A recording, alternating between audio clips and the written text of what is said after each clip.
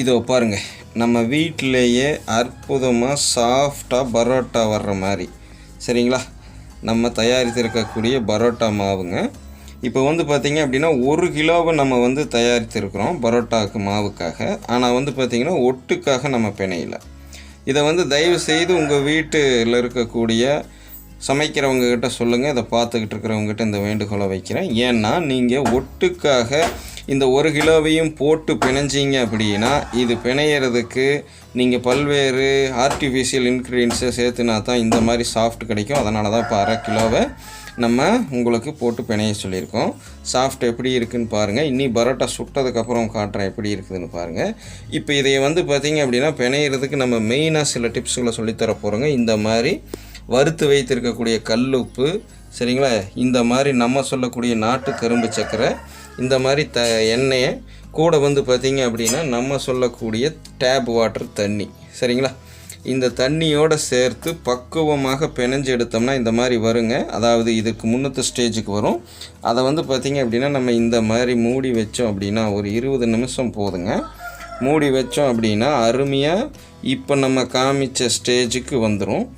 இதெல்லாம் எப்படி செய்கிறது சரிங்களா, இப்போ இந்த மாவுக்கு எந்த அளவுக்கு இந்த சர்க்கரை இதுகளையெல்லாம் நம்ம பயன்படுத்தணும் அப்படிங்கிறது உள்பட மேலும் இதில் உள்ள பக்க விளைவுகள் நம்ம சொல்கிறோம் இல்லைங்களா. ஒரு வேளை இதில் கெமிக்கல் இருந்தால் அந்த கெமிக்கல் எல்லாம் இல்லாத, அதாவது அதோட பாதிப்பெல்லாம் இல்லாத மாதிரி எப்படி நம்ம உடம்புக்கு தேவையான சக்திகளை தர்ற மாதிரியும் நம்ம சமைச்சிக்கிறதுங்கிறது உள்பட பல்வேறு விஷயங்கள் அடங்கிய காணொளிகள் இந்த பவுன் ஃபுட்ஸ்லேயும் நமது ஜெம்சிலையும் வர இருக்குங்க. ஜெம்சியில் ஏற்கனவே பல விதத்தில் போட்டிருக்கோம். இப்போ இந்த பவுன் ஃபுட்ஸ்லேயும் புதிதாக போட போகிறோம்.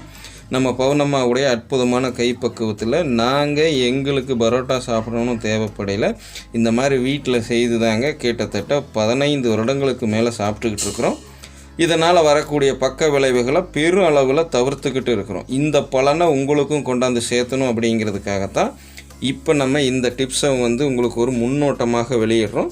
வருங்காலங்களில் உங்களுக்கு கூடிய விரைவில் நிகழ்ச்சிகளை செய்தும் போடுறோம். அதற்கு நீங்கள் முதல்ல செய்ய வேண்டியது சப்ஸ்கிரைப் பண்ணிட்டு பெல் சிம்பிளை போட்டு ஆதரவை தாங்க. நிறைய பேர் கூடிய விரைவில் சேரும் பட்சத்தில் இந்த நிகழ்ச்சிகளையும் நாங்கள் உங்களுக்காக அனுப்புகிறோம். நீங்களும் கடையில் சாப்பிடாமல் உங்கள் வீட்டில் உள்ளவங்களையும் கடையில் சாப்பிட வைக்காமல் வீட்டிலேயே ஆரோக்கியமாக செய்து சாப்பிட்டுக்கலாங்க. அடிக்க இருக்கா வெளியே கடையில் சாப்பிட்றது ஏதாவது ஒரு நாள் சாப்பிட்லாம், அது ஒன்றும் பெரிய தப்பு இல்லை. ஆனால் தொடர்ச்சியாக நீங்கள் கடையிலையே சாப்பிடணும், அதாவது பரோட்டாவே சாப்பிடணும்னு விருப்பப்பட்டீங்கன்னா இதை வீட்டில் செய்து தான் நீங்கள் சாப்பிடணும்.